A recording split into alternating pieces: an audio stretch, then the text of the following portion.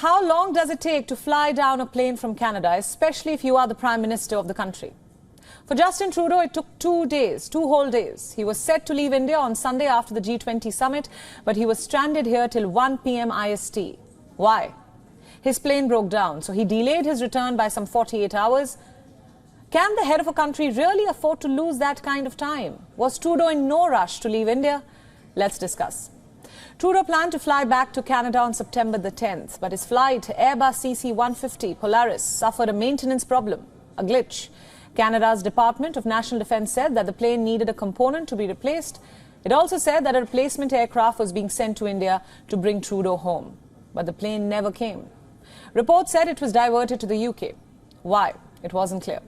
Ultimately, the Airbus was fixed. Trudeau and his delegation left, but not without raising some eyebrows. Is this the state of Canada's infrastructure, that the Prime Minister has to wait for 2 whole days just to return home? It wasn't the first time this has happened. Trudeau has been left red-faced by multiple such breakdowns. In 2018, when Trudeau was headed to India on his previous visit, a sensor was damaged on his plane. This led to a 3-hour-long refueling stop in Rome instead of the usual 90 minutes. Then in September 2019, a bus-faring journalist slammed into the wing of Trudeau's campaign plane. That same year in October, Trudeau's VIP plane collided with a wall while being brought to the hangar. The plane suffered considerable structural damage. It was out of service for several months. Trudeau wasn't on board in both cases. In December 2019, the Canadian Prime Minister had to use a backup plane to attend the NATO summit.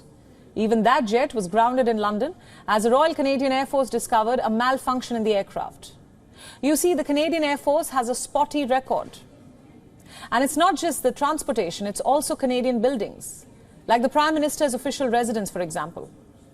This is the 24 Sussex Drive. It might look fine from the outside, but on the inside, it is a haven of rodents, mold, and all things nasty.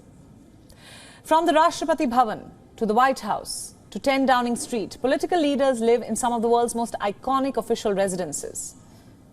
But that's not the case with Canada. The 24 Sussex Drive residence is unlivable. It was once Justin Trudeau's childhood home. He lived there when his father, Pierre Elliott Trudeau, served as Prime Minister. But 24 Sussex Drive has sat vacant since 2015. It is infested with rodents. Its roofs leak.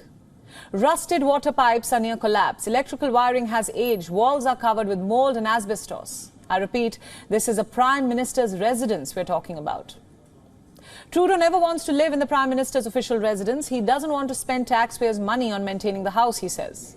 When he became the Prime Minister, he moved to a government-owned 2-story heritage building a kilometre away from the official residence. The 24 Sussex Drive is a national symbol gone to dust. Isn't it a shame? And why just the Prime Minister's home? Canada's public infrastructure has been falling apart too. Look at this report. It clearly says Canada's key infrastructure is in urgent need for renewal. We're talking about roads, bridges, libraries, arenas and other infra projects which Canadians rely on daily. Canadian infrastructure seems to be crumbling. What happened to Trudeau's plane in India was the latest example. Trudeau's whole trip to India was rather awkward, and it ended being even more awkward. His presence at the G20 summit was low-key. On top of that, he got an earful from Prime Minister Modi over Khalistan extremism in Canada. You see, Trudeau hasn't done much to rein it in. In a press conference later, Trudeau said that Canada will always defend freedom of expression and peaceful protests. But do we really need to remind him that the anti-India protests in Canada have been far from peaceful? Ottawa also recently suspended negotiations on a trade treaty with New Delhi. And after all this, the Canadian Prime Minister wasn't able to fly back home on time. With no meetings planned, he stayed in his hotel with his son.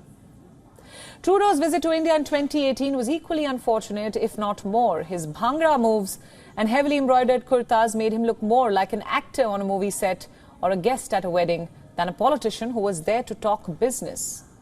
He played tourist before leading political talks. The expedition was 8 days long. Reports said India had urged Canada to cut it short, but Trudeau wasn't in a rush to leave India. Neither then nor now. Only the reasons, it seems, have changed. WION World is now available in your country. Download the app now and get all the news updates on the move.